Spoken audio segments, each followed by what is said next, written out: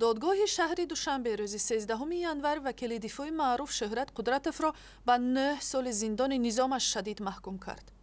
بعد انجام مهلت زندان 2 سال دیگر این وکیل منعقد حکومت و یک فعال جمعیتی حق نخواهد داشت با کار ادوکاتی مشغول شود. دادگاه گفت که گناه این شخص در اتهام کوشش دادن پاره ثابت شد، در حالی که خود در سخن آخرینش خود را بیگناه و عیب‌های به او بار شده را اثبات نشده نامید. ناظران حکم شهرت قدرتوف را سیاسی میگویند که سببش هم در موقع سرسخت در امر حمایت از حقوق صاحبکار زندان زید سعیدوف است. در یک تماس ویدیویی با بیشکک از محقق مسائل آسیای مرکزی در سازمان بین المللی هیومن رایتس واچ استیو سوردلوف خواستم نظرش را به حکم شهرت قدرتوف بگوید. جناب سوردلوف از قضیه قدرتوف پیگیری کرده است. ما از حکم دادگاه نسبت به یکی از معروفترین حقوقشناسان و فعالان حقوق انسان در تاجیکستان شهرت قدرتوف نگران شدیم. ما معتقدیم که تاجیکستان امروز به یک نظام ادوکاتی خیلی قوی احتیاج دارد. حکم دادگاه بدون تردید به همه اعضای جامعه شهروندی و هم کارمندان ساحه حقوق علامت می‌دهد که مشغول شدن با پرونده‌های حساس سیاسی خیلی خطرناک است.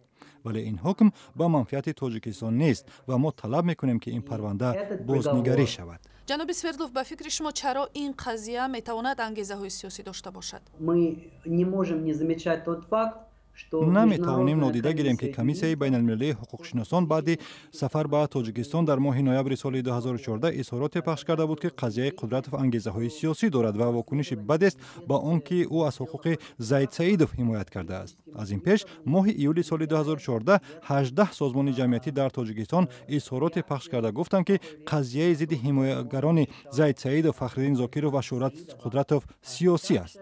ما این را به اینابت گرفتیم و امیدواریم که مقامات هم این چیز را نادیده نمیگیرند.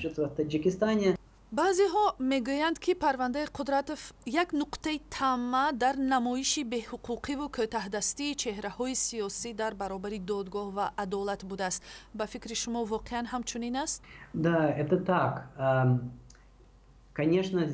بله، همین خیلی است. ما دوام چند ماه این قضیه را نظارت می‌کردیم. متاسفانه از روی معلومات دریافتی ما به هنگام تحقیق قضیه زید سعیدوف گروه حقوقی او مورد تهدید قرار گرفتند. ما معلومات درست و سنجیده شده را به دست آوردیم که در جریان تفتیش، بعداً در جریان مرافعه دادگاهی و بعد آن شهرت قدرتوف و حقوقشناسان دیگر تهدید و تعقیب شدند و هم مورد فشارهای دیگر قرار گرفتند. طوری گفتیم این علامت خیلی بد است که در کشور یک فضای ترس را ایجاد می‌کند.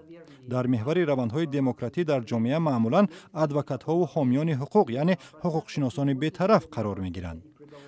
برای تاجیکستان همین گونه حقوقشناسان مثل شهرت قدرتوف لازمند که همیشه آماده‌اند با حساس‌ترین پرونده‌ها کار کنند. از جمله در قضیه‌های مثل افراط‌گرایی‌های مذهبی، تحقیر و توهین نظیر قضیه هفته‌نامه آزیا پلوس و دیگر قضیه‌هایی که او با آنها سر و کار داشت. از همین خاطر در این مرحله برای تاجیکستان همین گونه حقوقشناسان لازمند. ما بسیار امید می‌کنیم که مقامات نگرانی ما را شنیده برای بازبینی این پرونده اقدام می‌کنند.